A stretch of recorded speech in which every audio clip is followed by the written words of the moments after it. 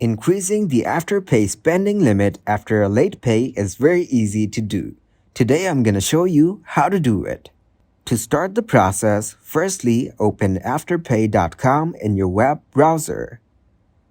Scroll down to the bottom of the page until you reach the support section. Now, click on Help. Here, in the search bar, you can find the answers you need. As we want to increase the spending limit after late pay, you'll search for missed payment here. So, here are the results of our search. Their policy clearly states that if you miss a payment, they will immediately pause your account and you won't be able to buy anything else with Afterpay until your payments are up to date. And you may also incur late fees.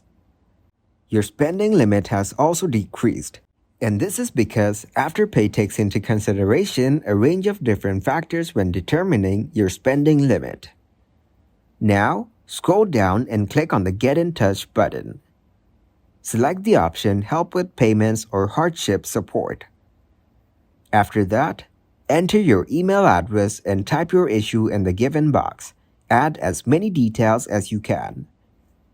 Also, enter your first and last name, your date of birth, address, your country name, and phone number.